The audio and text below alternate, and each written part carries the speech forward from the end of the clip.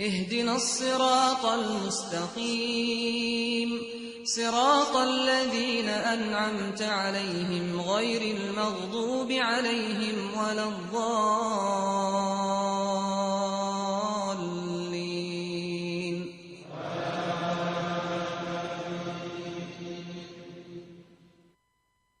بسم الله الرحمن الرحيم. ألف لام ميم. ذلك الكتاب لا ريب فيه هدى للمتقين الذين يؤمنون بالغيب ويقيمون الصلاة ومما رزقناهم ينفقون والذين يؤمنون بما أنزل إليك وما أنزل من قبلك وبالآخرة هم يوقنون أولئك على هدى من ربهم وأولئك هم المفلحون. إن الذين كفروا سواء عليهم أأنذرتهم أم لم تنذرهم لا يؤمنون ختم الله على قلوبهم وعلى سمعهم وعلى أبصارهم غشاوة ولهم عذاب عظيم. ومن الناس من يقول آمنا بالله وباليوم الآخر وما هم بمؤمنين يخادعون الله والذين آمنوا وما يخدعون إلا. الحمد لله والصلاة والسلام على أشرف المرسلين وعلى آله وأصحابه ومن والاه. Nous louons Allah le très haut, le très miséricordieux, le tout-puissant, le Créateur suprême qui nous a permis de commencer ce Ramadan dans les bonnes conditions et nous sommes en train de le passer et qu'Allah nous donne les moyens davantage pour le terminer dans les bonnes conditions. Nous allons commencer le tafsir d'aujourd'hui pour d'abord rappeler et faire un petit résumé de ce que nous avions vu hier. Nous avions parlé de la Kaaba, du début de la Kaaba, du nombre de fois la Kaaba a été construite et jusqu'au niveau de Ibrahim, car nous avons beaucoup parlé du prophète Ibrahim alayhi salatu wassalam hier, où Ibrahim alayhi salatu wassalam est venu déposer sa deuxième épouse Hajara qui est Agar avec le petit bébé et nous avons tiré de là la foi d'une femme qui a un bébé où son mari l'a abandonnée dans un désert aride où il n'y a pas d'eau, il n'y a aucune vie, même les oiseaux il n'y a pas. Elle était seule avec son enfant. Mais ce que nous allons remarquer en lui, lorsque son mari Ibrahim alayhi salatu wassalam l'a abandonné et s'en va, elle courait derrière son mari pour lui poser la question, mais où vas-tu en nous laissant ici, dans ce désert où il n'y a personne? Son mari n'a pas répondu, mais ensuite elle a posé la question, est-ce que c'est Dieu qui t'a recommandé de nous laisser ici? Et Ibrahim alayhi salatu wassalam a dit oui. Alors quelle était la réponse de Agar? La réponse de Agar était, si c'est Dieu qui t'a recommandé de nous laisser ici, alors Dieu ne va pas nous abandonner. Regardez la foi d'une dame. C'est cette foi-là qu'il nous faut aussi. Nous devons tout faire pour avoir la foi comme Hajara a eu une femme avec un bébé. Et regardez comment a été sa foi. Effectivement, elle a eu la foi et une foi sincère en Allah. Et effectivement, Allah l'a récompensée. Pour cela, si tu places ta confiance en Dieu, Si tu crois sincèrement en Dieu, tu ne vas jamais le regretter, comme Hajara n'a pas regretté le fait qu'il ait placé sa confiance en son Seigneur. Dieu est venu à son secours. Parce que l'eau était finie, la nourriture était finie, mais là où il n'y a personne, il y a toujours Dieu. Voilà Agar qui est devenue propriétaire d'une source d'eau. Une source d'eau qui a déjà fait des millions et des millions d'années sans tarir. Cette source d'eau s'appelle Zemzem, qui est une eau bénie aujourd'hui, où tout le monde part là-bas pour prendre. C'est grâce à Agar et son fils Ismaël. Donc, Ismaël a grandi là-bas, dans la péninsule arabique, à côté de la Kaaba, avec sa mère.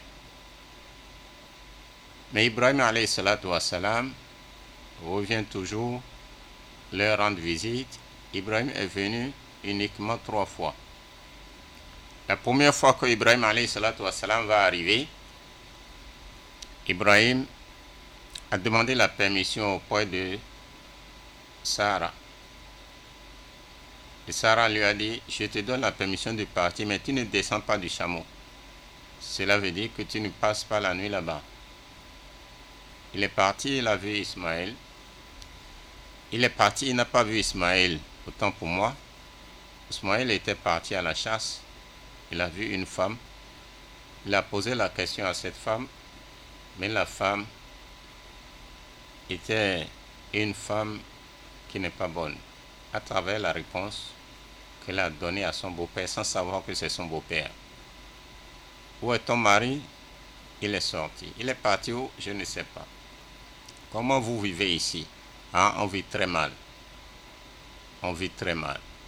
Elle ne fait que se plaindre. Jusqu'au point où elle a encore posé la question à ce monsieur que, mais pourquoi tu nous poses tant de questions? Elle a dit ça. Alors, Ibrahim dit à cette femme, si ton mari arrive, dis-lui de changer la porte de sa maison. Et Ibrahim est parti. Quelque temps après, Ismaël revient de la chasse. La femme lui rend compte. Alors, Ismaël lui dit, celui qui t'a dit et qui t'a posé la question et qui t'a dit de changer la porte de ma maison, la porte de ma maison c'est toi. Alors, il m'a demandé de te divorcer. C'est mon père. Prends tes bagages, pars tout de suite. Pars tout de suite. Pour cela, nous devons attirer l'attention de nous qui sommes des parents. Nous devons donner une bonne éducation à nos filles. La richesse, la meilleure, c'est la bonne éducation. La meilleure richesse, ce n'est pas l'argent. Si tu as l'argent, tu as tout ce qu'il te faut. Si tu n'as pas la bonne éducation, le savoir-vivre, les gens vont venir vers toi à cause de ton argent, mais ils vont toujours s'éloigner de toi dès qu'ils auront cet argent. Donc la meilleure éducation qui te suivra partout, si tu as ça, partout où tu vas trouver un père et une mère, n'importe où sur terre. Quand tu pars en mariage, ton beau-père va t'aimer, ta belle-mère va t'aimer, toute ta belle famille va t'aimer grâce à toi. Grâce à quoi? Pas avec ton argent, mais avec ta bonne éducation. Si ton mari te fait souffrir, ses parents vont prendre ta part. Donc, il revient à chacun de nous qui sommes des parents, des éducateurs, de bien éduquer nos enfants, principalement nos filles. Donc voilà ce qui s'est arrivé à l'épouse de Ismaël, la première épouse. Son langage envers ce vieux papa, sans savoir que c'est son beau-père, a fait que le beau-père a recommandé à son enfant de la divorcer. Un instant après, Ismaël a pris une autre femme. Ibrahim demande aussi la permission à Sarah, la première femme, d'aller rendre visite à son fils à la Mecque. Sarah dit encore à Ibrahim, je te donne la permission, mais à condition que tu ne descends pas du chameau. Cela veut dire que tu ne dors pas là-bas, tu ne passes pas la nuit là-bas. Alors Ibrahim est parti. Il est parti, Hajara était déjà décédé. Il n'a pas toujours vu Ismaël, son fils, mais il a vu une femme là. Et quand il est arrivé, la femme a commencé à accueillir déjà Ibrahim. Elle a dit vraiment, quel beau homme. La différence entre ce monsieur et mon mari, c'est seulement la barbe blanche. Ce monsieur ressemble trop à mon mari. Elle a commencé à accueillir, elle a demandé à Ibrahim de descendre pour rentrer et manger. Ibrahim a dit non, il ne va pas descendre, il ne va pas attendre. Il est venu seulement demander ton mari. Il a dit bon, attends alors, je vais te laver les pieds, tu as les pieds qui sont remplis de poussière. Elle demande toujours à Ibrahim de descendre du chameau. Ibrahim a dit non, tu ne vas pas descendre. La dame a pris un rocher pour poser ça derrière le pied et en bas du pied d'Ibrahim. Et elle a commencé à laver le pied d'Ibrahim. Quand elle a lavé le pied droit, elle a encore soulevé le rocher pour aller au côté gauche pour laver le pied. Et ce pied-là a laissé les traces sur le rocher. C'est ça qu'on appelle Maqam Ibrahim aujourd'hui. Elle a tout dit. Elle a bien accueilli, rien que de bonnes paroles. Comment vivez-vous? La même question que Ibrahim a posée à la première dame. Comment vivez-vous? Nous vivons bien, il n'y a pas de problème. Vraiment, il faut beaucoup prier pour mon mari. C'est un monsieur, vraiment, il s'occupe très bien de moi. Finalement, Ibrahim a dit à la femme, si ton mari arrive, dis-lui de bien garder la porte de sa maison. Et quand le mari est arrivé, la femme a bien décrit le mari, a bien décrit le vieillard à son mari. Et la femme a ajouté que vraiment c'est un monsieur, tu lui ressembles beaucoup. La seule différence entre vous, c'est qu'il a la barbe blanche. Et Ismaël de lui dire que c'est mon père. Et la dame lui dit, il a encore dit quelque chose, il a dit de garder très bien la porte de ta maison. Il a dit la porte de ma maison, c'est toi. Il m'a dit de bien te garder. Et de là aussi, nous attirons l'attention de nous les parents. Nous les éducateurs, si tu donnes une bonne éducation à ta fille, tu lui as donné tout ce qu'elle va manger toute sa vie. Et là, tu lui as aussi donné la sécurité. Regardez la belle-fille d'Ibrahim et Ibrahim, ils ne se sont jamais vus. Et regardez comment elle a accueilli son beau-père sans savoir que c'est son beau-père. Et regardez la récompense qu'elle a reçue de la part de son beau-père. Il a donné des instructions fermes à son fils de bien garder cette femme-là, grâce à la bonne éducation. Donc, ne négligeons pas l'éducation de nos enfants. Ça a des récompenses jusqu'à la fin de nos temps. C'est ça qui est important. Si nous courons par-ci, par-là, mon enfant ne va pas souffrir, il faut que je lui construise une villa, je lui achète la voiture, je lui fais ceci, tu n'as rien fait. La meilleure et le meilleur service que tu pourras rendre à tes enfants, c'est de leur donner la bonne éducation, la politesse. On appelle ça la valeur morale. Le savoir-vivre en société. Ça dépasse la richesse. Donc, ça fait la deuxième fois que Ibrahim, alayhi salatu wassalam, et nous allons un peu salmodier le Saint-Coran, wa iz yarfa'u Ibrahim al-Qawa'ida min al-Bayt. أعوذ بالله من الشيطان الرجيم بسم الله الرحمن الرحيم وإذ يرفع إبراهيم القواعد من البيت وإسماعيل ربنا تقبل منا إنك أنت السميع العليم ربنا واجعلنا مسلمين لك ومن ذريتنا أمة مسلمة لك وأرنا مناسكنا وتب علينا إنك أنت التواب الرحيم ربنا وابعث فيهم رسولا منهم يتلو عليهم آياتك ويعلمهم الكتاب والحكمة ويزكيهم إنك أنت العزيز الحكيم. نعم. Ibrahim, Ismaël, c'est des prophètes. Ibrahim a rendu visite à Ismaël 3 fois.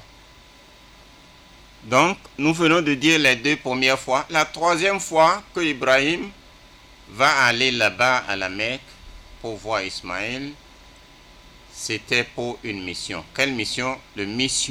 La mission plutôt qu'il a reçue de la part de son Seigneur, où Allah lui a recommandé de construire la Kaaba. Car la Kaaba était déjà tombée en ruine. Mais Ibrahim doit reconstruire la Kaaba. Parce qu'il y a eu déjà le déluge. Et lors du déluge, les anges sont venus soulever la Kaaba pour aller emmener en haut. Et ils ont confié la pierre noire là à une montagne. Donc, la mission principale de Ibrahim, c'était de reconstruire la Kaaba. Alors il est venu à la Mecque. Il a vu son fils cette fois-ci. La première fois, il ne l'a pas vu. La deuxième fois, il ne l'a pas vu. Mais la 3e fois, il l'a vu. Et il lui a dit, je suis venu pour une mission de la part d'Allah, où je dois reconstruire cet endroit, la maison de Dieu. Vas-tu m'aider? Et le fils a dit, Masha'Allah, je vais t'aider. C'est là où ils ont commencé à construire la Kaaba, où ce verset nous dit, وإذ يرفع إبراهيم القواعد من البيت وإسماعيل ربنا تقبل منا إنك أنت السميع العليم. Lorsque Ibrahim et Ismaël étaient en train de reconstruire la Kaaba, Ismaël amenait des cailloux, des briques, des cailloux. Et Ibrahim était en train de monter les murs. Mais au moment où ils étaient en train de le faire, ils se parlaient entre eux. Ibrahim, alayhi salatu wassalam, il parlait l'hébreu. Ismaël, lui, on l'a amené bébé à la Mecque, chez les Arabes. Il a grandi là-bas. Il comprend l'arabe. Mais comment ils vont communiquer? C'est le miracle d'Allah subhanahu wa ta'ala. Ibrahim parlait l'hébreu. Ismaël comprenait tout ce qu'il disait, mais il ne peut pas parler. Alors, Ismaël répondait en arabe. Ibrahim comprenait ce que Ismaël disait, mais il ne peut pas lui répondre en arabe. Ça, c'est dans le mystère d'Allah subhanahu wa ta'ala. Et de plus, c'est un lieu sacré. Car il est bien dit, les grâces qui se trouvent dans ce lieu-là, il y a un verset qui a parlé de ça, où tout autour de la Kaaba, il n'y a rien que de grâce. Et dans l'histoire ancienne, plus de 1000 prophètes ont été enterrés là-bas, dans l'environnement de la Mecque. Quand un prophète part transmettre sa mission, il revient toujours là-bas et il prend fin là-bas. Donc les deux se comprenaient malgré qu'ils parlaient de langues différentes. Et quand il faisait cette construction, il faisait des invocations. Oh Allah, agrée et accepte cette mission de notre part, car tu es celui qui entend et celui qui connaît tout. Et il ajoutait Rabbana wa ja'alna ربنا واجعلنا مسلمين لك ومن ذريتنا أمة مسلمة لك ربنا واجعلنا مسلمين لك ومن ذريتنا أمة مسلمة لك وأرنا مناسكنا وتب علينا إنك أنت التواب الرحيم ربنا وجعلنا مسلمين لك ومن ذريتنا أمة مسلمة لك وأرنا مناسكنا وتب علينا إنك أنت التواب الرحيم. Ô Seigneur, fais de nous deux des soumis à ton ordre, de notre postérité une communauté soumise à toi. Montre-nous les lieux sacrés de nos rites et accorde-nous ton pardon. C'est toi le pardonneur et le miséricordieux. Donc c'est ça les doigts et les invocations que Ibrahim alayhi salatu wassalam faisait avec son fils, et Allah a accepté toutes ces invocations-là. Parce qu'ils sont dans un lieu sacré. C'est pourquoi quand nous faisons notre pèlerinage, ce n'est pas une visite touristique, le pèlerinage à la Mecque. Que ce soit le grand ou le petit pèlerinage, sachant que c'est des actes sacrés, des actes d'adoration et de soumission à Allah que nous sommes en train de faire. On ne part pas au pèlerinage par jalousie. Le prophète Mohammed sallallahu alayhi wa sallam nous dit « Innama l'a'malu binniyat wa innama likulli imri'in ma nawa » que chaque acte vaut son intention. Chaque acte vaut son intention. Et pour chaque acte, on tiendra compte de son intention. Donc la récompense de ton acte dépend de l'intention que tu as formulée pour effectuer cet acte-là. Donc on ne part pas au pèlerinage en prenant l'intention d'une visite touristique ou bien avec jalousie. Oui, ma co-épouse est partie au pèlerinage, il faut que je parte. Ou bien les petits enfants là sont partis au pèlerinage, moi le plus âgé, je ne suis pas parti, il faut que, parce qu'ils se moquent trop de moi. Non, non, non. C'est pas ça l'intention. C'est un pilier de l'islam, le pèlerinage. Il est recommandé à chacun de nous, ne fût-ce qu'une seule fois dans toute sa vie, quand tu remplis les conditions. Donc, c'est un lieu sacré. Ibrahim et son fils, quand ils montaient les murs de la Kaaba, ils savent très bien que c'est un lieu sacré. Et l'acte qu'ils étaient en train de faire, c'était l'acte recommandé par Allah. Alors qu'est-ce qu'il y a lieu de faire? Ils étaient en train d'invoquer Allah pour nous, les progénitures. Car tout ce qu'ils ont demandé, ça s'est exaucé et Allah a accepté, mais lui-même n'a pas vu ces effets de ce doigt avant de quitter ce bas monde. Donc le doigt, il nous l'a fait. Aujourd'hui, tout ce qu'il a demandé, on le voit. Chaque année, tout le monde part là-bas. C'est Ibrahim qui a demandé ça. Même celui qui a déjà été là-bas plusieurs fois, quand le moment vient, tu as toujours envie de partir. Et tu penses au moment où tu étais là-bas. C'est un acte sacré. Donc si nous partons au pèlerinage, laissons ce bas monde-là. Oublions ce bas monde, sachant que nous sommes partis pour une adoration, l'invocation, l'obéissance à Allah et les doigts. Comme Ibrahim et Ismaël l'ont fait au moment où ils étaient en train de monter les murs de la Kaaba. Donc, il est raconté qu'il y a un monsieur, il s'apprête pour aller au pèlerinage. Et son enfant, petit adolescent, lui demande, papa, tu vas où? Et le père a dit, je m'en vais à la maison de Dieu. Et l'enfant a dit, mais Dieu a une maison. Le papa a dit oui. Et l'enfant a dit, papa, amène-moi là-bas. je pars avec toi dans la maison de Dieu. Et l'enfant était décidé. Il était décidé à partir.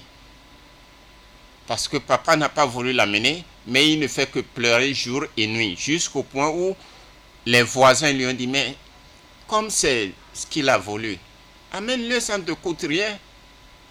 Il a voulu partir avec toi, regarde. Depuis des jours, il ne fait que pleurer parce qu'il s'accroche à toi, il veut coûte que coûte partir. Alors, le vieux était obligé de faire partir l'enfant.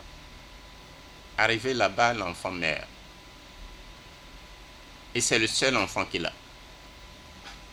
Alors ce monsieur se plaignait, il pleurait, il était désespéré, il se plaignait. Les gens lui ont dit, mais ça c'est une grâce pour toi. Ils ont dit, c'est cet enfant qui a fait le meilleur pèlerinage. On part au pèlerinage pour aller chez Dieu, non? Lui, il veut aller chez Dieu. Il est passé. Et il est parti chez Dieu. Il a intégré Dieu. Il a dit, c'est lui qui a réussi son pèlerinage. Il a fait le meilleur pèlerinage. C'est ce qu'on disait à ce monsieur. C'est là où ce monsieur a compris. Et ça nous rappelle la parole d'une pieuse femme. On l'appelle Robiantou Andawiya. Robiantou Andawiya. قالت رابعة عندوية مخاطبة الجنيد. Il s'adressait à Junaid. Junaid, c'est un grand savant qui connaît beaucoup la jurisprudence. Il s'adresse à Junaid en disant, Ya Junaid, ô toi Junaid, tatoufu bil bayt am bi rabbil bayt. Ton tawaf que tu fais là, tu fais le tawaf autour de la maison de Dieu, ou bien tu fais le tawaf autour de Dieu. Regardez la question qu'il a posée à ce savant. Et Junaid, lui, connaît beaucoup les lois islamiques, la jurisprudence. Rabiatou Andawiya, c'est une femme spirituelle. Car la science, il y a la science qu'on appelle al-Islam, wal-Iman, wal-Ihsan. Ça fait partie des dimensions de l'islam. Junaid, lui, connaît les lois de l'islam, mais il lui reste encore comment connaître l'entité même, l'essence d'Allah. Mais Rabiatou Andawiya, lui, connaît l'essence d'Allah. Alors Rabiatou Andawiya lui pose la question, Tatoufu bil bayt am tatoufu bi rabbil bayt. Ton tawaf, tu le fais en tournant autour de la maison de Dieu, ou bien tu tournes autour de Dieu. Alors Junaid, il est bien connu avec sa connaissance à propos des lois islamiques. Junaid lui répond, il dit, Ana atoufu bil bayt. Je suis en train de faire le tawaf autour de la maison de Dieu. Effectivement, c'est ça, c'est ce qu'on nous a appris. Mais au-delà des sciences, il y a encore des sciences. Au-delà du mystère, il y a encore des mystères. Il y a la spiritualité. Alors, Rabiatou Andawiya de lui répondre en disant, Uffin lakum, pitié à vous, malheur à vous, j'ai pitié de vous. Ta'toun bi baytillahi bi qulubi qasiya. Vous venez à la maison de Dieu avec les cœurs mauvais, les cœurs sévères, les cœurs noirs. C'est Rabiatou Andawiya qui lui a dit ça. Amma iza kana tawafukum bil bayt faqat falaysa illa hijaratan wa hashishan. Si votre arrivée ici, c'est pour tourner autour de la maison uniquement, sachez que cette maison-là est remplie de pierres, de sable et de paille. Donc vous ne faites rien. Vous voyez? Donc vous ne faites rien. Amma ana fa'atufu bi rabbil bayt. Mais quant à moi, je tourne autour du Seigneur de cette maison. Donc c'est ça la spiritualité. Quand tu adores Allah, il faut sentir que tu es à côté d'Allah. Donc c'est le cœur. C'est le cœur. Toute l'adoration que nous sommes en train de faire, c'est pour purifier notre cœur. Aujourd'hui, les cœurs sont sales. Mais le corps est beau. Les vêtements sont purs, propres, blancs. Mais le cœur est noir. Mais le lieu du regard d'Allah, c'est le cœur. Inna Allah la yanzuru ila suwarikum wala ila thiyabikum walakin yanzuru ila qulubikum wa amalikum. Le prophète Mohammed sallallahu alayhi wa sallam nous dit que Allah ne veut pas voir notre gabarit. Il ne veut pas voir notre accoutrement. Mais Allah veut voir notre cœur et nos œuvres. Allah veut voir notre cœur. C'est le cœur qui est important. C'est le cœur qui est important. Aujourd'hui, les cœurs sont malades. On voit les actes, on voit les m'as-tu-vu, on voit beaucoup de choses. L'ostentation, même s'il va donner une petite chose, il va faire la publicité. Donc tu le fais pour les hommes, pas pour Allah. Les cœurs sont malades. Et les maladies des cœurs ne se guérissent pas dans la pharmacie ni dans les hôpitaux. وإذ يرفع إبراهيم القواعد من البيت وإسماعيل ربنا تقبل منا إنك أنت السميع العليم ربنا وجعلنا مسلمين لك ومن ذريتنا أمة مسلمة لك وأرنا مناسكنا وتب علينا إنك أنت التواب الرحيم. Donc, nous partons au pèlerinage, il faut que le cœur soit propre, pur. Tu n'as pas besoin d'avoir le cœur noir pour aller au pèlerinage, sinon tu vas tourner autour de 4 murs. Donc tout ce que nous faisons, même nos prières, purifions notre cœur. C'est le cœur qui doit être pur. Quand le cœur est pur, c'est là où tu vas sentir très bien Allah en toi et tu comprendras ce que tu es en train de faire. Aujourd'hui, les cœurs sont malades. Les cœurs et l'âme sont malades. Et pour guérir les maladies des cœurs et de l'âme, ce n'est pas dans les hôpitaux. C'est la spiritualité. Aujourd'hui, ces maladies-là ont gangréné la société humaine. Et pour citer quelques-unes de ces maladies, il y a le matérialisme.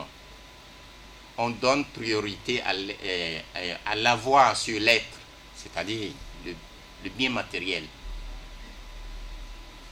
Nous préférons le bien matériel à Dieu, à l'adoration. Le matérialisme, c'est une maladie du cœur et de l'âme. La haine, c'est une maladie du cœur et de l'âme. La méchanceté, c'est une maladie du cœur et de l'âme. La mauvaise opinion sur les autres, la mauvaise opinion sur Dieu, le manque de confiance en Dieu, le mensonge, le pessimisme, l'hypocrisie, la médisance, le dénigrement, l'envie, l'orgueil, l'injustice, l'inimitié, la rancune, la colère, la déloyauté, la trahison, l'avarice, la cupidité, la polémique. Tout ça là, c'est des maladies du cœur qui ne se guérissent pas ni dans les hôpitaux ni dans les pharmacies. Le seul endroit où on les guérit, c'est dans la spiritualité, c'est en purifiant le cœur que toutes ces maladies qui gangrènent la société aujourd'hui, nous allons les faire disparaître, que chacun de nous contrôle son cœur. Donc, le prophète Ibrahim, quand il construisait la Kaaba, il faisait les doigts, il avait son esprit sur Dieu. Faisons tout pour que chaque fois que nous adorons Allah, car nous faisons face à la Kaaba dans nos maisons pour prier, faisons les doigts, purifions nos cœurs. Et ensuite, Rabbana wa ba'ath fihim rasulan. ربنا وابعث فيهم رسولا منهم يتلو عليهم آياتك ويعلمهم الكتاب والحكمة ويزكيهم إنك أنت العزيز الحكيم. Naam. Allah subhanahu wa ta'ala, il est en train de nous dire Rabbana wa ba'ath fihim rasulan. Oh notre Seigneur, wa ba'ath fihim rasulan, puisses-tu envoyer à nos descendants un messager issu d'eux. Ce messager issu d'eux, c'est le prophète Mohammed sallallahu alayhi wa sallam. Il s'agit du prophète Mohammed sallallahu alayhi wa sallam. Le jour-là, quand il construisait la Kaaba, il avait fait ce doigt que Allah suscite au milieu d'eux un messager. وقد أجاب الله دعاء إبراهيم بمحمد صلى الله عليه وسلم فلهذا قال صلى الله عليه وسلم أنا دعوة إبراهيم وبشرى عيسى. Donc Allah a accepté ce doigt. وَبَعَثَ فِيهِمْ رَسُولًا, fait susciter d'eux un messager. Il s'agit du prophète Mohammed sallallahu alayhi wa sallam. Et le prophète Mohammed sallallahu alayhi wa sallam, quand on lui a posé la question, oh envoyé d'Allah, parle-nous un peu de ton début. Qu'est-ce qu'il a répondu? Il a dit Ana da'watu Ibrahim. Moi que vous voyez là, je suis la réponse à l'invocation de Ibrahim quand il construisait la Kaaba. Il s'agit de moi, où il demandait que Allah suscite parmi les Arabes un messager. Ce messager, c'est moi. Wa ana bushra Isa, et je suis la bonne nouvelle que le prophète Isa, Jésus, a donné quand il était là pour transmettre le message. Il s'agit de moi, où il a bien dit dans l'évangile que quelqu'un viendrait après lui, il va s'appeler Ahmad. C'est bien dit dans l'évangile. Wa ba'ath fihim rasulan minhum yatlu alayhim ayatika. Alors, fais susciter d'eux un envoyé qui sera issu d'eux, qui leur fasse entendre tes versets. Ces versets-là, c'est le Saint-Coran. Leur fasse connaître le livre, le Saint-Coran, et la sagesse, et les rendre plus vertueux. C'est toi le Tout-Puissant et le Sage. Non. ومن يرغب عن ملة إبراهيم إلا من سفه نفسه ولقد اصطفيناه في الدنيا وإنه في الآخرة لمن الصالحين. نعم. ومن يرغب عن ملة إبراهيم إلا من سفه نفسه ولقد اصطفيناه في الدنيا وإنه في الآخرة لمن الصالحين. Qui donc, sinon un esprit insensé courant à sa perte rejetterait la foi d'Abraham. Abraham, c'est un prophète qui est différent de tous les autres prophètes. Il est l'allié d'Allah. Il est appelé le père des prophètes. Donc il a joué d'importants rôles. C'est pourquoi on nous dit ici, celui qui va rejeter la prophétie et la foi d'Abraham, alors celui-là a un esprit insensé. Et il est en train de courir à sa perte. Nous avons en effet choisi Abraham parmi nos élus dans ce monde, dans l'autre monde, et sera parmi les saints. Donc Abraham, Allah l'a choisi. Il a fait le chef. Pourquoi? Parce que Allah l'a mis à l'épreuve en lui confiant des recommandations que nous avons récitées hier. Il s'agit de 30 recommandations qui se situent dans 3 chapitres. Et il les a mis en pratique. Donc quand Dieu te recommande quelque chose, tu le mets en pratique, Dieu va te récompenser.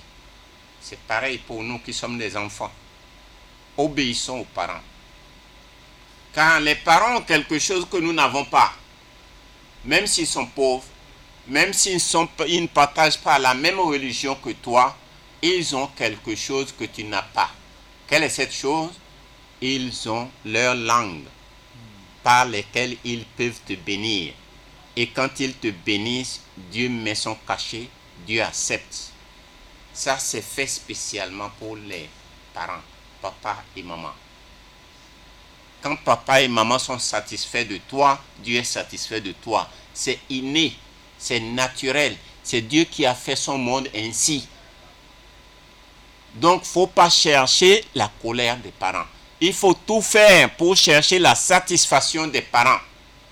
Même s'ils ne sont pas de ta religion. Quel qu'en soit ce qu'ils font, tu n'as pas le droit de négliger les parents, de les blâmer, de les insulter, de les frapper. Non, c'est grave. S'il va avoir 2 dieux, c'est les parents qui seront placés en seconde position, mais il n'y a pas 2 dieux. Car quand Dieu a dit de l'adorer, automatiquement il a dit d'être bienveillant, bienfaisant envers les parents. Donc, c'est ça qui fait en sorte que Ibrahim alayhi salatu wa salam, en obéissant aux injonctions d'Allah subhanahu wa ta'ala, il a pu gagner cette position d'un élu, d'un guide, du chef. Et celui qui ne reconnaît pas la foi d'Ibrahim et la place d'Ibrahim, alors ici on a dit que celui-là a un esprit insensé et il court à sa perte, qu'Allah nous en préserve. Naam. إذ قال له ربه أسلم قال أسلمت لرب العالمين. De même, pourquoi nous disons qu'Ibrahim a occupé une grande place comme ça? إذ قال له ربه أسلم. Lorsque son Seigneur lui ordonna de se soumettre à sa volonté, il n'a pas hésité. Il n'a pas pris un temps pour réfléchir d'abord. Abraham dit, je me soumets au maître des mondes. Donc, c'est ça ce qu'on demande à chacun de nous. Nous soumettre à notre Seigneur, d'un. Et de deux, nous soumettre à nos parents. Être aux côtés de nos parents pour répondre à leur volonté. Sauf si tes parents te recommandent d'aller adorer autre chose en dehors d'Allah, tu vas refuser d'une manière sage, pas d'une manière impolie, pas d'une manière incorrecte, pas d'une manière sans la soumission.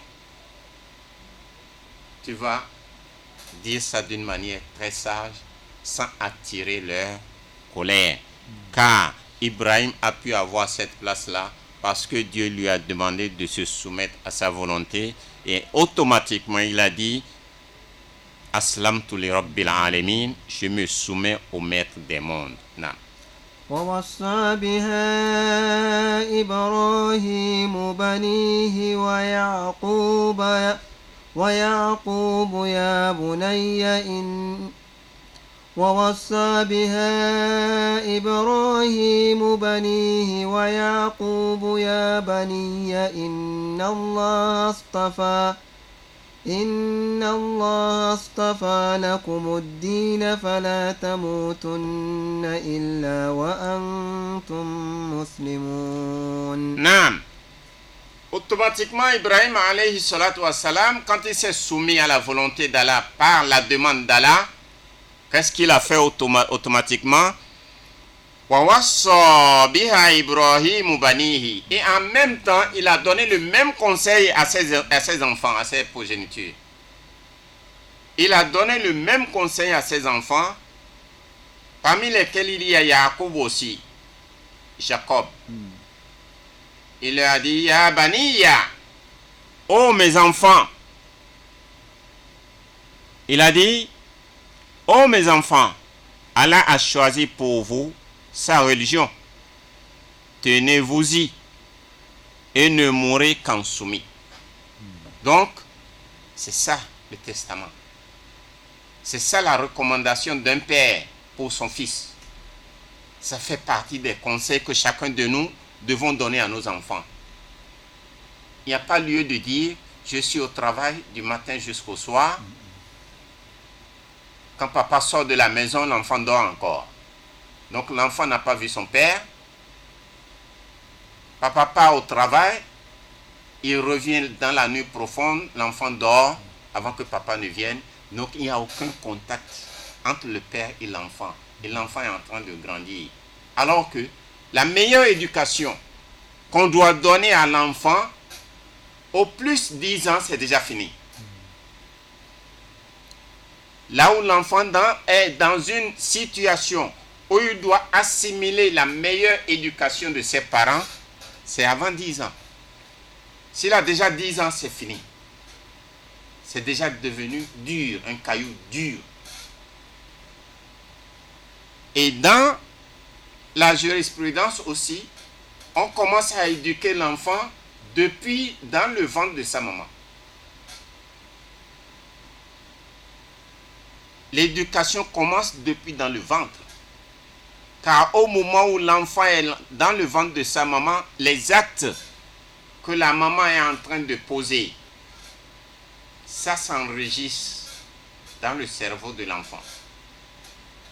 Donc, la maman qui a son enfant dans son ventre, il faut qu'elle sache et qu'elle fasse de bons actes, qu'elle pose de bons actes, parce que ça se répercute directement à l'enfant qui est dans son ventre.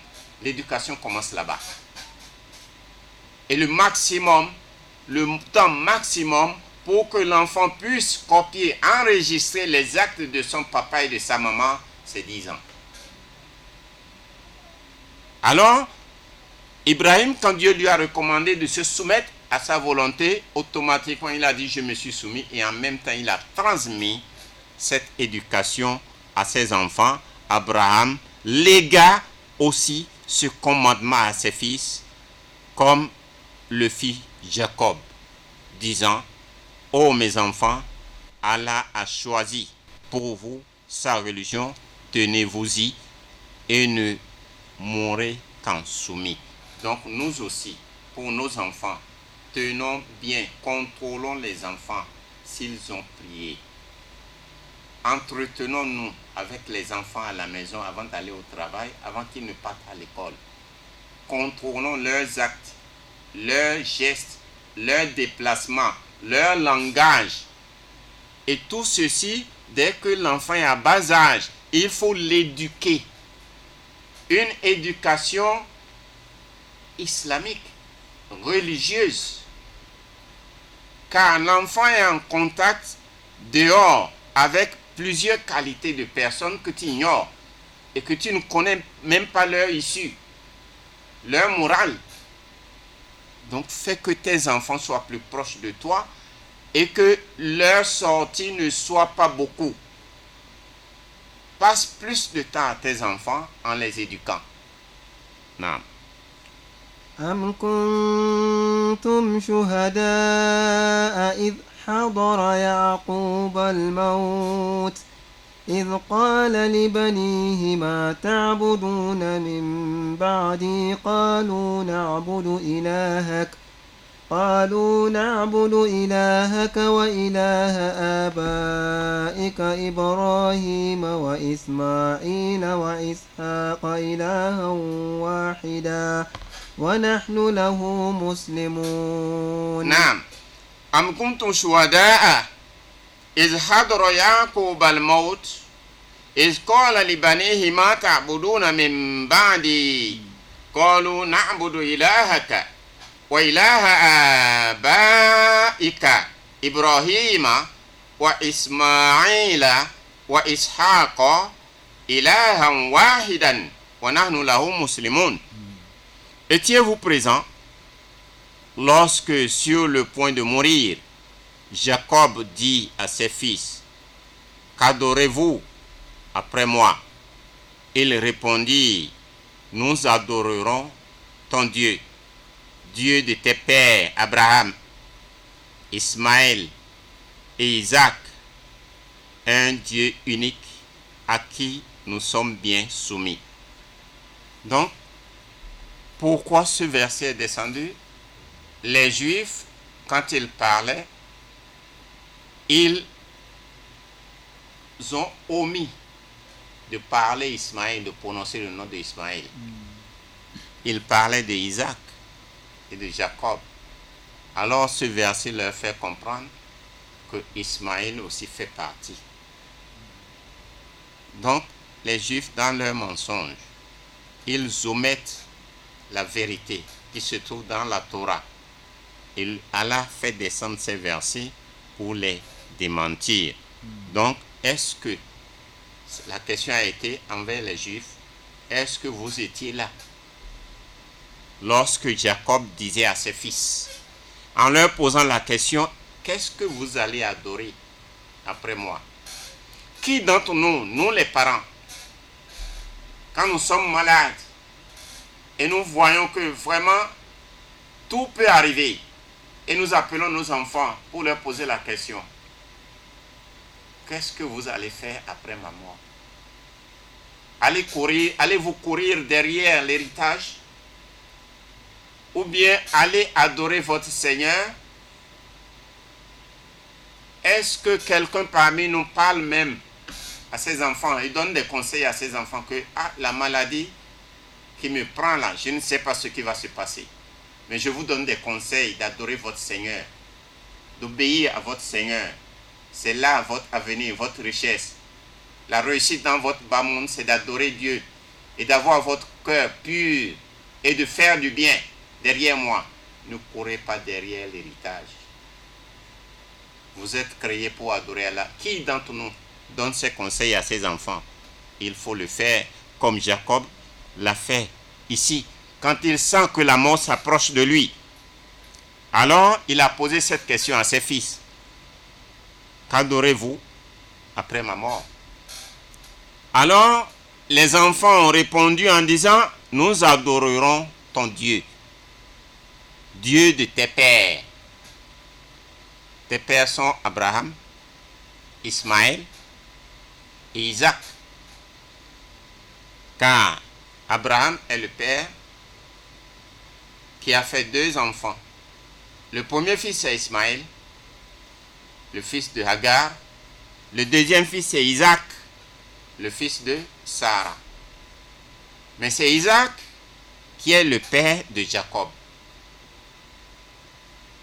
Donc les enfants de Jacob ont répondu ainsi que nous allons adorer ton Dieu, le Dieu de ton grand-père Ibrahim, le Dieu de tes pères Ismaël et Isaac.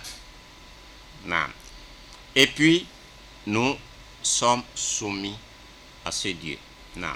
تلك أمة قد خلت لها ما كسبت ولكم ما كسبتم ولا تسألون عما كانوا يعملون. تلك أمة قد خلت لها ما كسبت ولكم ما كسبتم ولا تسألون عما كانوا يعملون. C'est une génération révolue. Une génération révolue. Il s'agit d'Ibrahim et ses 2 fils, Ismaël et Isaac, et leurs enfants. Une génération soudée. Une génération obéissante à leur Seigneur. Une génération adoratrice de leur Dieu. Donc Allah a bien qualifié la génération d'Ibrahim. Parce qu'il s'est soumis à Dieu, il a adoré Allah avec sincérité et il a transmis cette pure adoration à ses enfants et ses petits-enfants. C'est pourquoi Dieu les a qualifiés d'une génération révolue. Et Allah ajoute, à elle le fruit de son effort. À elle le fruit de son effort. Tout ce qu'ils ont œuvré comme adoration, cette génération-là, elle aura ses fruits, sa récompense. Mais il reste vous. Allah s'adresse à nous, à moi et à toi. Et à vous, le fruit de votre effort, que chacun sache ce qu'il va avancer pour son lendemain meilleur. فَلِتَنْظُرْ نَفْسٌ مَا كَسَبَتْ لِغَدٍ. Allah l'a dit.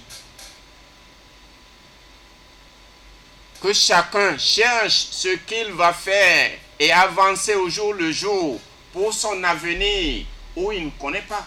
Personne ne connaît l'avenir. Combien de temps reste-t-il pour nous à vivre encore sur terre? Il n'y a pas quelqu'un qui le connaît. Personne. Personne ne connaît. Donc que chacun cherche par quoi il va se rapprocher d'Allah subhanahu wa ta'ala. Car le bien le plus précieux sur terre, c'est l'homme. Le bien le plus précieux sur terre, c'est l'homme. Et le meilleur cadeau, la meilleure chose que cet homme-là puisse avoir sur terre, c'est sa proximité d'avec Allah subhanahu wa ta'ala. Le bien le plus précieux sur terre, c'est l'homme. Et le meilleur cadeau que cette personne peut avoir, le meilleur cadeau, c'est sa proximité d'avec son Seigneur. Et la quête donc de cette proximité et le maintien de son esprit dans cette dimension spirituelle s'impose à tout voyageur dont la destination est Allah. Donc, nous avons tous comme destination Dieu.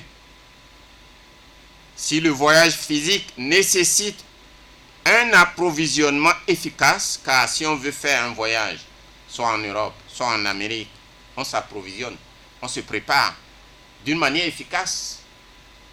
Mais pour le voyage qui est sans retour, le voyage chez Allah, il faut se préparer. Et l'approvisionnement, ou bien les provisions du voyage sans retour, c'est des provisions morales. Et ça devient indispensable à chacun de nous. Quelles sont les provisions morales? Adorer Allah d'une manière sincère. Car l'homme est le véritable bonheur sur terre. Et le bien le plus précieux qu'il puisse avoir, c'est d'adorer son Seigneur pour se rapprocher de lui. Donc la proximité d'avec son Seigneur. Voilà une bonne génération, la génération d'Ibrahim et ses fils. Elles ont reçu leur bonheur grâce à ce qu'ils ont œuvré. Alors il revient à chacun de nous, toi et moi, de savoir ce que nous allons faire pour nous rapprocher de notre Seigneur, pour que après nous aussi, il y ait les récompenses et les fruits de notre adoration sur terre. Car l'homme est divisé en trois. L'homme est divisé en trois. Une partie de lui appartient à Allah, c'est son âme qui appartient à Dieu. Quand l'heure sonne, Dieu vient prendre son âme et il va laisser le corps. Le corps est inutile. La deuxième chose, c'est le corps. Et le corps aussi ne nous appartient pas. Le corps appartient à la terre. Et une fois que l'âme est sortie du corps, la terre est inutile. Nous sommes obligés d'aller remettre ça à son propriétaire, c'est la terre. On l'enterre. Mais l'homme, qu'est-ce qu'il y a à toi? C'est ton adoration, tes œuvres, ton comportement. Tout ce que tu as œuvré, c'est ça qui est à toi. Donc, à nous, ce que nous allons œuvrer. Donc, chacun répondra à ses actes, Inch'Allah, le jour de la résurrection. C'est pourquoi Allah subhanahu wa ta'ala nous dit, vous n'aurez pas à répondre de leurs actes. Si tu t'accroches à quelqu'un, tu surveilles quelqu'un, tu parles de quelqu'un, tu ne parles pas de toi. Tu ne vois pas tes défauts, tu es en train de voir le défaut des autres. Le jour de la résurrection, tu ne vas pas répondre à sa place. Et tu ne vas pas répondre pour ses actes. Laisse ton voisin tranquille. Occupe-toi de tes propres affaires. Prends soin de toi-même, de ton corps, de ton lien, de ton cœur, entre toi et ton Seigneur. Laisse les autres. Cesse de parler des autres. Cesse la calomnie, la médisance. Cesse de surveiller l'autre et de rentrer dans son foyer et de chercher à voir comment il fait avec sa famille, son épouse. Ça ne te regarde pas. Occupe-toi de toi. Que chacun se surveille. Que chacun reste dans son coin et surveille son cœur et s'occupe de son lien avec son Seigneur. Mais laissons les autres. Allah a délégué des anges qui surveillent chacun. Non. وقالوا كونوا هودا أو نصارى تهتدوا قل بل ملة إبراهيم حنيفا وما كان من المشركين نعم. قولوا آمنا بالله وما أنزل إلينا وما أنزل إلى إبراهيم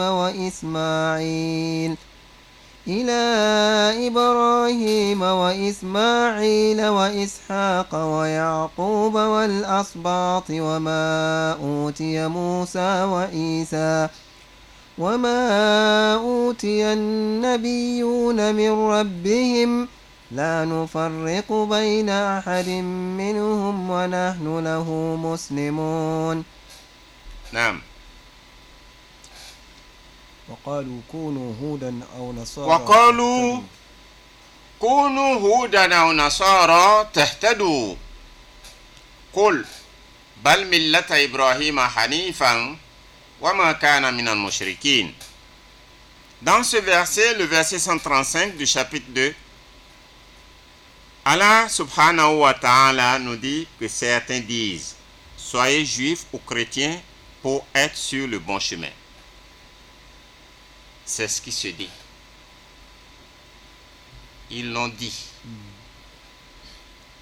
Parce que le prophète Mohammed sallallahu alayhi wa sallam a connu beaucoup de choses graves face aux infidèles. La réponse vient alors du ciel quand le prophète Mohammed sallallahu alayhi wa sallam se trouve face à ce genre de choses. Quelle est la réponse? Dieu dit, Qul, dit, eh bien non, suivez plutôt la confession d'Abraham. Qul bal millata Ibrahima hanifan wa ma kana minal mushrikin. Allah a répondu à leur allégation en disant, dis, ô prophète, dis-leur, eh bien non, ce que vous avez dit, c'est faux. Que pour être sur le bon chemin, faut être juif ou chrétien. Dis-leur que c'est faux. Suivez plutôt la confession d'Abraham. Suivez plutôt la confession d'Abraham. Ce croyant sincère qui n'a jamais été parmi les polythéistes. Regardez Abraham. La place d'Abraham par rapport à Moïse et à Jésus. C'est très loin. C'est très loin. Après Abraham, nous avons Lot. Et après Lot, nous avons Ismaël. Après Ismaël, nous avons Isaac. Après Isaac, nous avons Jacob. Nous avons Jacob. Après Jacob, nous avons Youssouf, Joseph. Après Youssouf, nous avons Ayoub, Job. Après Ayoub, nous avons Chouaib. Après Chouaib, nous avons maintenant Moïse. Regardez comment la distance est longue. Et ils disent qu'il faut être juif pour être guidé. Alors que Abraham est très très loin. Maintenant, Allah leur répond en disant que dites plutôt, suivez plutôt la confession d'Abraham. Moïse est venu après. C'est Moïse qui a amené la Torah. C'est très loin. Dites plutôt, suivez la confession d'Abraham, ce croyant sincère qui n'a jamais été parmi les polythéistes. C'est ça la réponse qui leur a été donnée quand ils ont donné leur allégation. Nam. قولوا آمنا بالله وما أنزل إلينا وما أنزل إلى إبراهيم وإسماعيل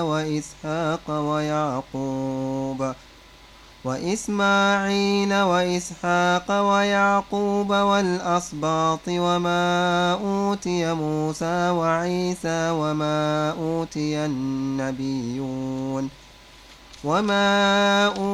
النبيون من ربهم لا نفرق بين أحد منهم ونحن له مسلمون. قولوا آمنا بالله وما أنزل إلينا وما أنزل إلى إبراهيم. Dites, ça c'est le verset qui est descendu pour répondre à ce qu'ils ont dit. Où Allah recommande au prophète Mohammed sallallahu alayhi wa sallam de leur donner cette réponse-là. Dites plutôt, nous croyons en Allah, à ce qui nous a été révélé, à ce qui a été révélé à Abraham, à Ismaël, à Isaac, à Jacob et aux Asbat. Asbat, il s'agit des fils de Jacob. Ils sont au nombre de 12. Les fils de Jacob, où il y a une tribu qui a porté aussi l'un de ces noms des enfants d'Israël.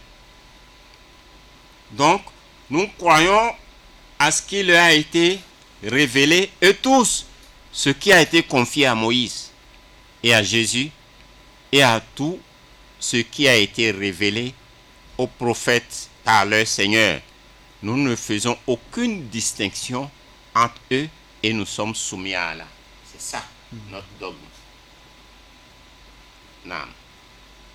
فإن آمنوا بمثل ما آمنتم به فقد اهتدوا وإن تولوا فإنما هم في شقاق فسيكفيكهم الله وهو السميع العليم.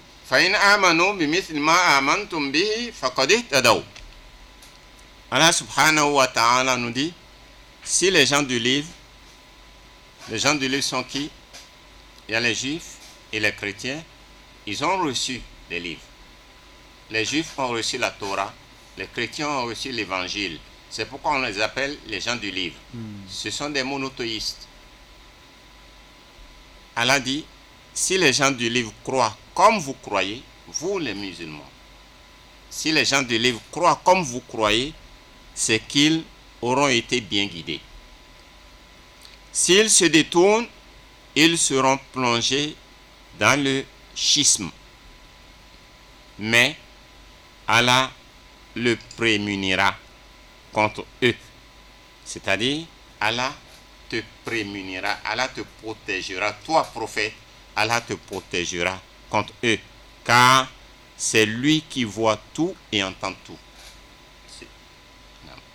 صبغة الله ومن أحسن من الله صبغة ونحن له عابدون. نعم. صبغة الله ومن أحسن من الله صبغة ونحن له عابدون. نعم. Cette foi d'Abraham est une onction, c'est-à-dire une foi terrible, forte, solide, la foi d'Abraham. Abraham n'a jamais douté. Tout ce que Allah lui recommande, il ne doute pas, il ne réfléchit pas, il ne dit qu'il veut méditer d'abord sur cette parole avant d'accepter ou de rejeter, jamais. Et il était ferme comme ça depuis son bas âge. Tout ce que Allah lui recommande, c'est pourquoi il a valu le titre de allié d'Allah subhanahu wa ta'ala. On a allumé le feu pour le jeter dedans, il n'a pas eu peur. Il a une foi terrible. L'ange est venu le voir pour lui dire: Ibrahim, mais regarde le feu qu'ils ont allumé. Pendant des jours, ils sont en train d'allumer le feu là. Pendant des mois, ils ont amené le fagot. Mais ce feu-là, ils veulent te jeter dedans. Moi, c'est l'ange de la pluie. Je m'occupe de la pluie. Je suis prêt à faire tomber de l'eau en abondance pour éteindre ça. Ibrahim lui a dit que non, toi tu es une créature, je n'ai pas besoin de toi. Sibgat Allah, une foi terrible, solide, puissante. L'ange Gabriel lui aussi est venu pour lui parler. Il a dit: mais tu ne fais rien, tu ne dis rien. Il a dit: je vais dire quoi? Il a dit: Dieu me voit. Et il les voit aussi. Il disait ça à l'ange Gabriel. Donc, Ibrahim, c'est un prophète. Sa foi est tellement solide, c'est pourquoi on l'a qualifié de Sibgat Allah. Waman ahsan minallahi sibgatan. Donc, cette foi d'Abraham est une onction d'Allah, une force d'Allah. C'est un mystère d'Allah. Et quelle meilleure onction que celle d'Allah. C'est bien à lui que nous rendons le culte. Nous devons rendre notre culte à Allah subhanahu wa ta'ala. Naam. قل أتحاجوننا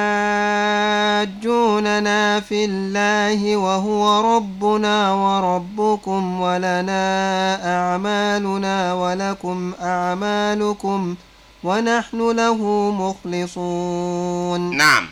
قل أتحاجوننا في الله وهو ربنا وربكم ولنا أعمالنا ولكم أعمالكم ونحن له مخلصون. Dis-leur, car ces gens-là embêtent beaucoup le prophète Mohammed sallallahu alayhi wa sallam. Il s'agit des infidèles, les juifs.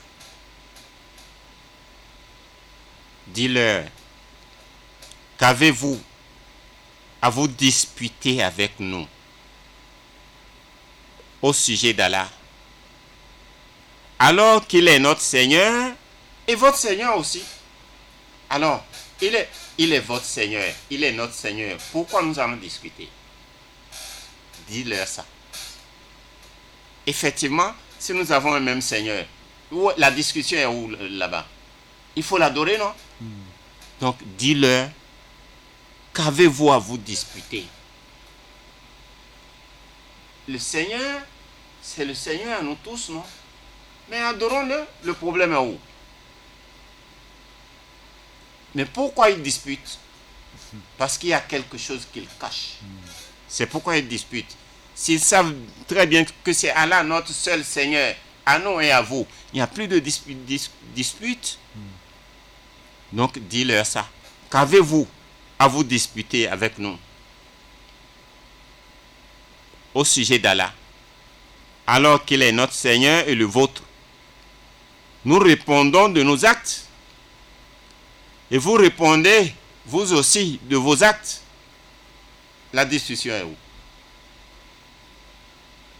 C'est pourquoi ce verset est très très important. Si des gens viennent vous voir pour discuter à propos de votre religion, ça ne donne jamais un fruit. Celui qui ne partage pas la même religion que vous, et il vient vous voir pour discuter avec vous, ça finit toujours à queue de poisson. Parce que moi je ne veux pas laisser ma religion. Et toi, tu ne veux pas laisser ta religion. Mais pourquoi maintenant le dispute? Il vaut mieux que chacun adore son Seigneur et qu'on vive en toute convivialité. On se respecte, car la religion recommande le respect mutuel. Il y a les droits du voisinage. Il y a les droits de l'homme qu'on doit se reconnaître entre nous. La différence de religion ne doit pas entraîner la bagarre entre nous, la dispute entre nous, non. Chacun aura les fruits de son adoration. Et c'est Dieu qui récompense chacun. Donc, la différence de confession ne doit pas entraîner la bagarre, les disputes, les rancunes. Non. Chacun adore son Dieu à sa façon. On n'impose pas à quelqu'un sa foi. La foi est personnelle. Naam.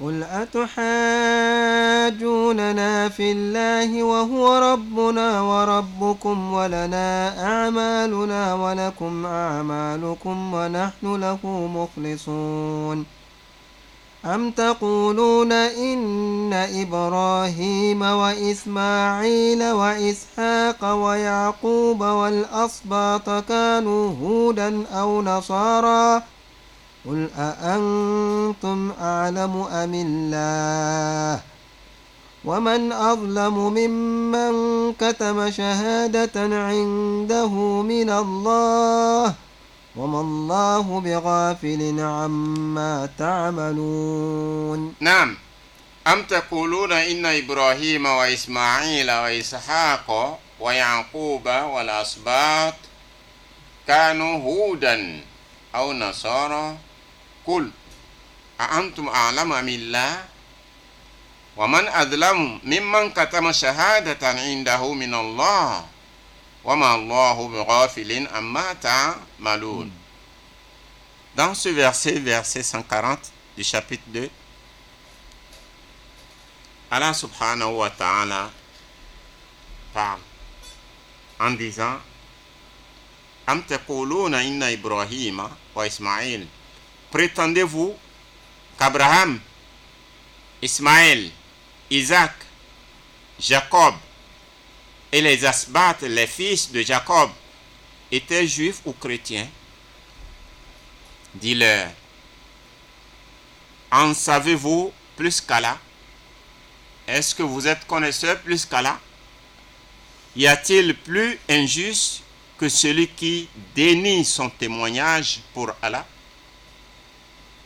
Allah n'est point indifférent à ce que vous faites, car ils étaient en train de montrer que Abraham, Ismaël, Isaac et Jacob et les descendants, les 12 enfants de Jacob, étaient des juifs ou des chrétiens.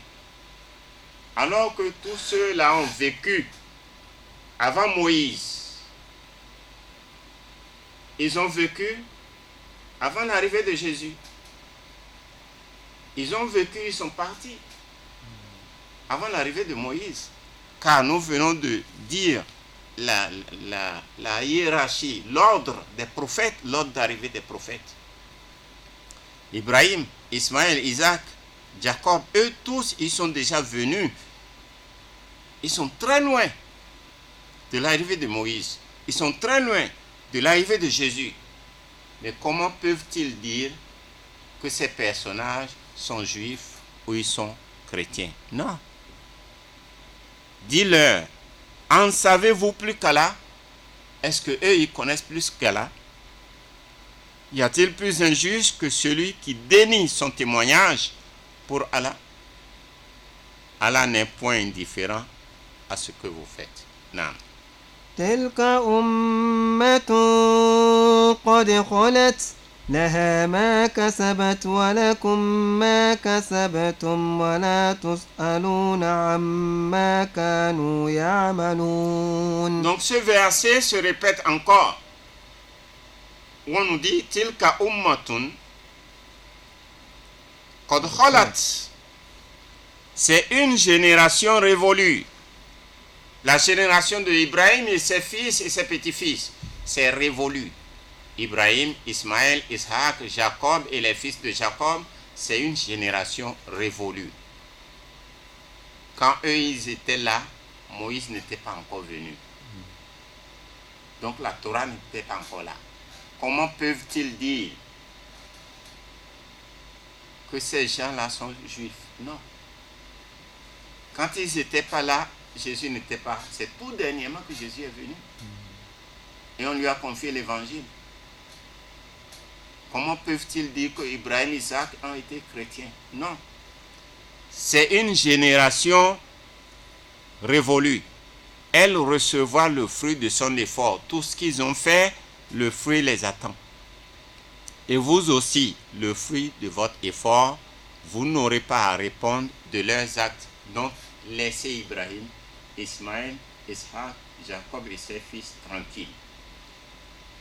Nous n'allons pas répondre pour leurs actes. Non. Nous n'allons pas répondre de leurs actes. Nous allons répondre des actes que nous avons effectués à notre temps, dans notre génération. Non. سيقول السفهاء من الناس ما ولاهم عن قبلتهم التي كانوا عليها قل لله المشرق والمغرب يهدي من يشاء إلى صراط مستقيم سيقول السفهاء من الناس ما ولاهم عن قبلتهم التي كانوا عليها قل لله المشرق والمغرب يهدي من يشاء إلى صراط مستقيم. Les insensés parmi eux diront: pourquoi ont-ils renoncé à s'orienter pour la prière vers la direction qu'ils avaient adoptée auparavant? Dis-leur, l'Orient et l'Occident appartiennent à Allah. Il dirige qui il veut vers le droit chemin. Ce verset est descendu parce que les Juifs étaient orgueilleux lorsque le prophète Mohammed sallallahu alayhi wa sallam faisait face à Jérusalem pour prier.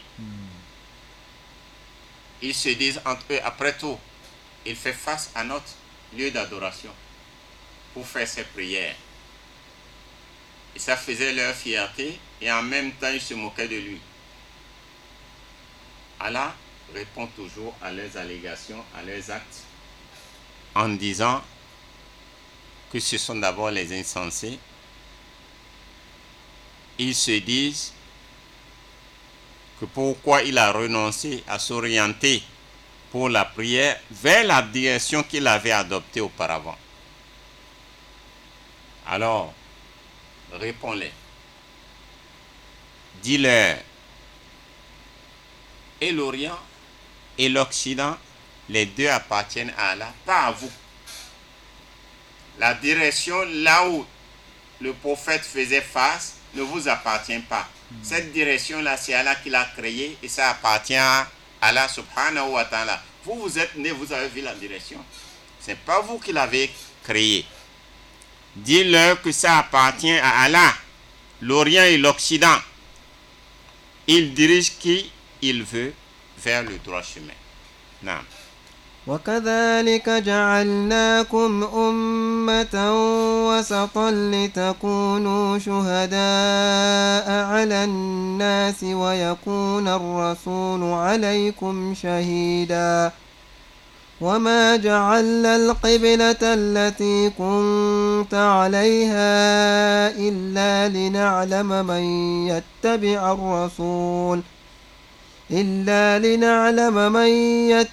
الرسول ممن ينقلب على عقبيه وإن كانت لكبيرة إلا على الذين هدى الله وما كان الله ليضيع إيمانكم إن الله بالناس لرؤوف رحيم. Dans ce verset, Allah a détaillé maintenant pourquoi il a recommandé à son prophète Mohammed sallallahu alayhi wa sallam de ne plus de ne plus faire face là où tu faisais. Allah a donné les détails. Il a dit, ainsi avons-nous fait de vous une communauté du juste milieu pour que vous soyez témoins des autres humains et le messager d'Allah témoignera de vous.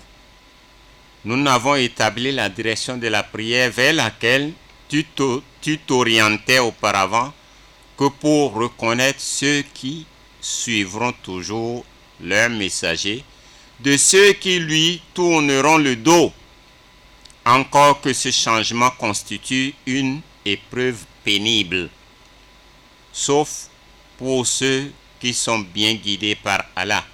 Toutefois, Allah ne rendra pas vain votre culte précédent. Allah est compatissant et miséricordieux pour les hommes. Donc, ce verset, c'est pour mettre des détails et mettre à l'épreuve ceux qui étaient hypocrites. Donc, quand le prophète a changé de direction pour sa prière, les hypocrites, ils n'avaient plus le cœur tranquille. C'est pour les mettre à l'épreuve.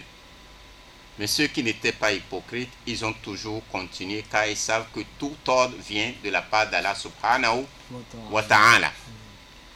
Donc, Allah subhanahu wa ta'ala nous fait comprendre que nous sommes des peuples du juste milieu, la communauté du juste milieu. Et nous avons été le juste milieu pour témoigner des autres humains. Et le messager, le prophète Mohammed sallallahu alayhi wa sallam, témoignera de nous.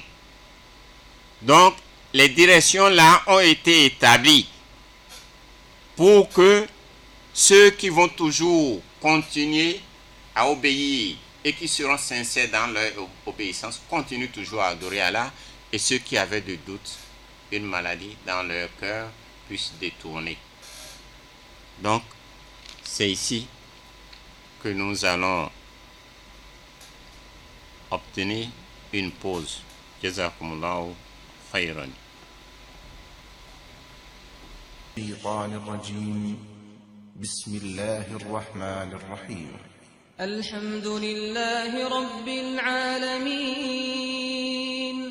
الرحمن الرحيم قد نرى تقلب وجهك في السماء فلنولينك قبلة ترضاها فول وجهك شطر المسجد الحرام وحيث ما كنتم فولوا وجوهكم شطره وإن الذين أوتوا الكتاب ليعلمون أنه الحق من ربهم وما الله بغافل عما يعملون. نعم. قد نرى تقلب وجهك في السماء. Nous avons vu ta face se tourner en tous sens vers le ciel à cause de ce qu'ils sont en train de dire, à cause des moqueries que les Juifs sont en train de te faire. Nous allons assurément t'orienter vers une direction qui te plaira. C'est à cause de leur calomnie, de leur médisance à l'encontre du prophète Mohammed sallallahu alayhi wa sallam. Le prophète était un peu embêté. Alors il cherchait une autre direction. C'est à cause de ça qu'il regardait le ciel. Et Allah le soutient en l'encourageant, en lui disant, nous allons assurément t'orienter vers une direction qui te plaira. Parce qu'il se moquait de lui. Les Juifs se moquaient de lui parce qu'il faisait face à Jérusalem. Tourne ta face maintenant vers la mosquée sacrée de la Mecque, la Kaaba, pour ta prière. L'ordre est venu directement d'Allah subhanahu wa ta'ala pour que désormais s'il va prier, qu'il fasse face à la Kaaba. Et où que vous soyez, vous les croyants, tournez vos faces vers la Kaaba. C'est ce que nous faisons jusqu'à aujourd'hui. Quelle qu'en soit notre distance d'ici à la Mecque, dans nos prières, nous devons nous orienter vers la Kaaba, là où la Kaaba se trouve. Dans n'importe quel endroit, n'importe quel continent, n'importe quel pays du monde, tous ceux qui prient font face à la Kaaba de leur région, de leur campagne, de leur village, dans une forêt, partout où un musulman se trouve, s'il va prier, il fait face à la Kaaba. Sauf s'il est dans un lieu où il n'arrive pas à déterminer la direction de la Qibla. Partout où il est, il prie, comme celui qui prie dans l'avion. N'importe quelle position, il prie, Allah va accepter, parce que là où il est, il ne peut pas connaître l'orientation de la Kaaba dans l'avion. De même, celui qui est dans le bateau et sur la mer, si les travailleurs de ce bateau n'arrivent pas à l'orienter vers là où se trouve la Kaaba, une fois dans ce bateau, là où il est dans ce bateau, n'importe où il fait face, qu'il fasse sa prière. Ou bien s'il est dans la forêt, ou bien dans une campagne, où il est seul, ou bien ceux qui sont là ne connaissent pas, partout où il fait face, Allah va accepter sa prière. Et ce n'est pas seulement en priant qu'on fait face à la Kaaba. De notre vivant, on doit faire face à la Kaaba.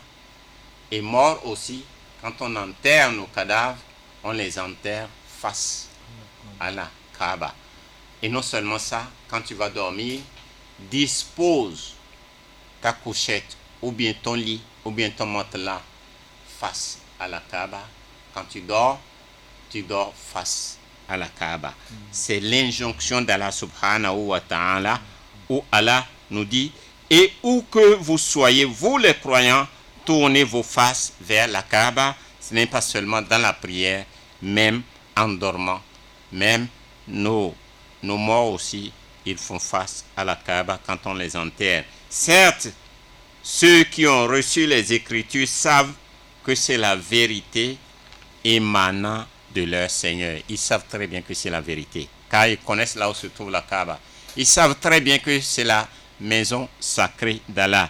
Allah n'est pas indifférent à ce qu'ils font, c'est-à-dire Allah est connaisseur de tous leurs agissements. Non.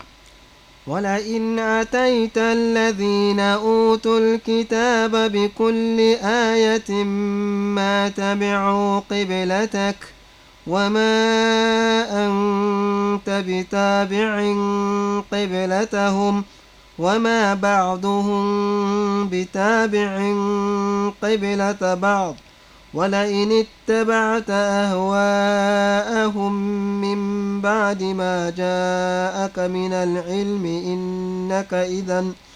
إنك إذا لمن الظالمين. ولئن أتيت الذين أوتوا الكتاب بكل آية, quelques preuves que tu apportes à ceux qui ont reçu les Écritures, c'est-à-dire quelle qu'en soit la preuve que tu leur apportes, quelle qu'en soit la couleur, l'intensité de preuve que tu leur apportes, il s'agit des gens, les gens qui ont reçu les Écritures, ils ne suivront point ta direction, ils ne vont jamais suivre ta direction. Quel qu'en soit le motif que tu amènes, ils ne vont jamais suivre ta direction. Et tu n'auras pas à suivre la leur. Et toi aussi, tu ne vas pas suivre leur direction. Ça, c'est clair. D'ailleurs, aucun d'eux ne suivra la direction de l'autre. Si tu suivais leur caprice, après avoir reçu le message de vérité, tu serais alors du nombre des injustes. Donc ça, c'est une parole de la part d'Allah subhanahu wa ta'ala, où Allah le met en garde que ils vont jamais suivre ta direction. Et eux-mêmes, entre eux, ils ne vont pas suivre leur direction mutuellement. Et si toi, tu es en train de suivre leur caprice, après que tu aies reçu le message de vérité qui est le Saint-Coran, tu seras alors du nombre des injustes. Nam. الذين آتيناهم الكتاب يعرفونه كما يعرفون أبناءهم وإن فريقا منهم ليكتمون الحق وهم يعلمون. الذين آتيناهم الكتاب, ceux à qui nous avons révélé le livre, ceux-là, يعرفونه كما يعرفون أبناءهم, ils connaissent très bien le prophète Mohammed sallallahu alayhi wa sallam comme ils connaissent leurs propres enfants. Ceux qui ont reçu le livre connaissent très bien le prophète Mohammed sallallahu alayhi wa sallam comme ils connaissent leurs propres enfants. Car le prophète Mohammed sallallahu alayhi wa sallam a été bien décrit dans la Torah, qui est leur livre, qu'ils ont lu, qu'ils comprennent bien et qu'ils se lisent entre eux. La description du prophète est dans leur livre. Même le signe de prophétie qui se trouve sur le corps du prophète Mohammed sallallahu alayhi wa sallam, ils connaissent. De quelle région il sera né? Il sera ici de quelle région? De quel endroit? Qui serait son père? Ils connaissent. Sa mère. Ils savent déjà que son père va mourir avant qu'il ne soit né. Ils connaissent. Là où il va s'émigrer, ils connaissent. C'est pourquoi le Saint-Coran nous dit ici que ceux à qui nous avons révélé le livre connaissent ce message comme ils connaissent leurs propres enfants. Mais nombre d'entre eux dissimulent sciemment cette vérité. Ils cachent cette vérité parce qu'ils savent qu'ils sont des leaders dans leur religion. On leur a confié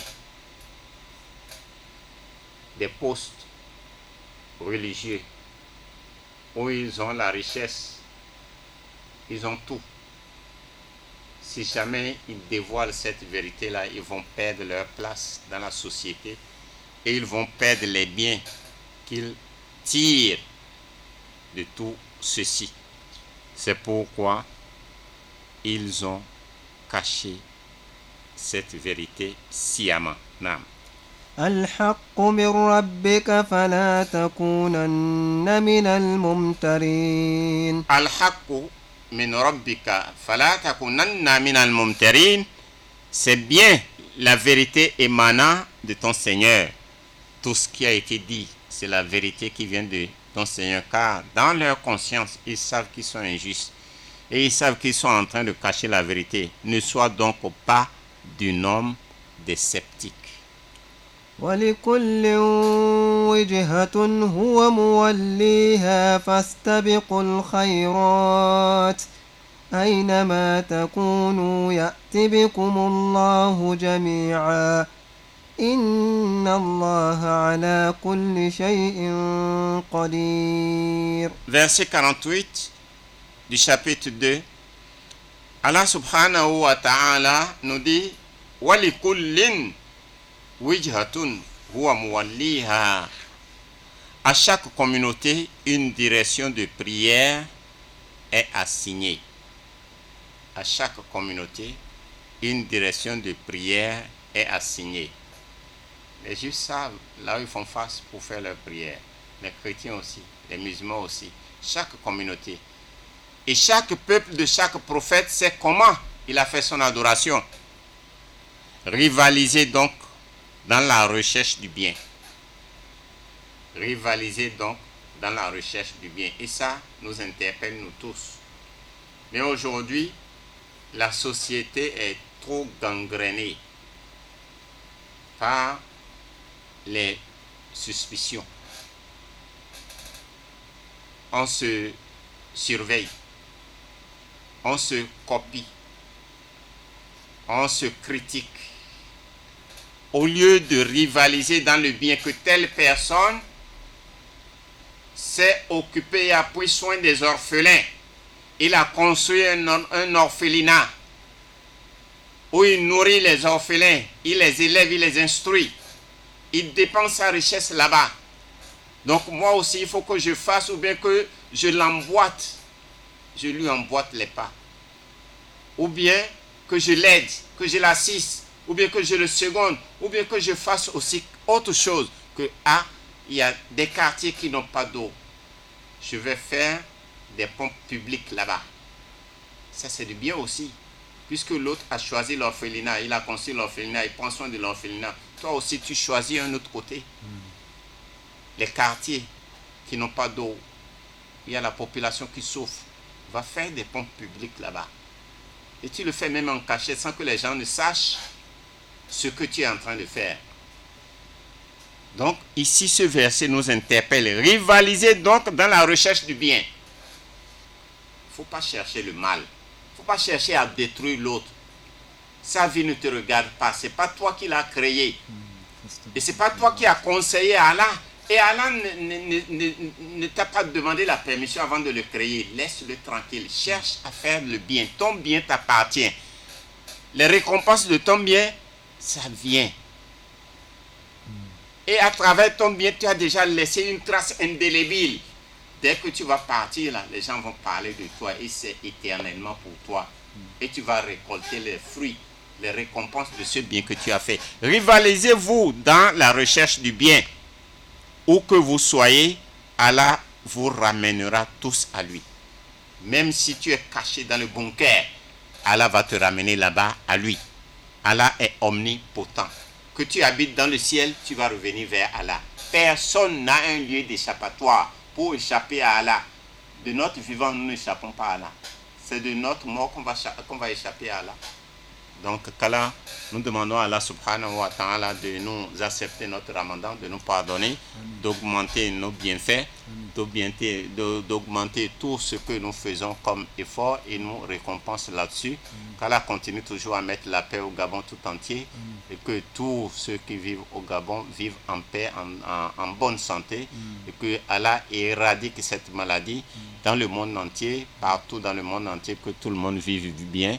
Tous nos parents qui sont déjà morts, nous demandons à Allah subhanahu wa ta'ala de les pardonner, de les mettre dans le paradis.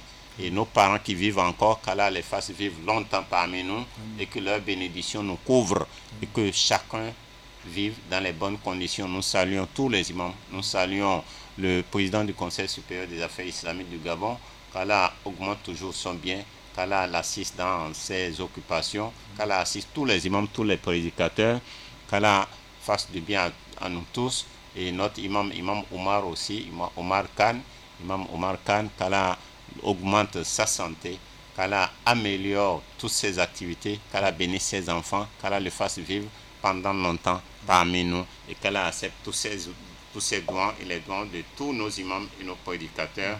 ربنا آتنا في الدنيا حسنة وفي الآخرة حسنة وقنا عذاب النار ربنا لا تؤاخذنا إن نسينا وأخطأنا ربنا ولا تحمل علينا إصرا كما حملته على الذين من قبلنا ربنا ولا تحملنا ما لا طاقة لنا به واعف عنا واغفر لنا وارحمنا أنت مولانا فانصرنا على القوم الكافرين سبحان ربك رب العزة عما يصفون وسلام على المرسلين والحمد لله رب العالمين.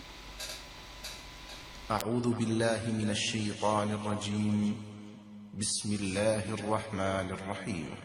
الحمد لله رب العالمين الرحمن الرحيم مالك يوم الدين إياك نعبد وإياك نستعين اهدنا الصراط المستقيم صراط الذين أنعمت عليهم غير المغضوب عليهم ولا الضالين.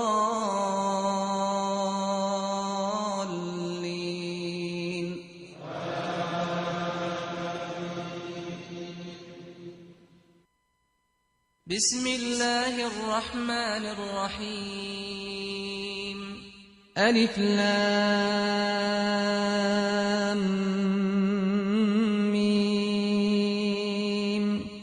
ذلك الكتاب لا ريب فيه هدى للمتقين الذين يؤمنون بالغيب ويقيمون الصلاة ومما رزقناهم ينفقون والذين يؤمنون بما أنزل إليك وما أنزل من قبلك وبالآخرة هم يوقنون أولئك على هدى من ربهم وأولئك هم المفلحون إن الذين كفروا سواء عليهم أأنذرتهم أم لم تنذرهم لا يؤمنون ختم الله على قلوبهم وعلى سمعهم وعلى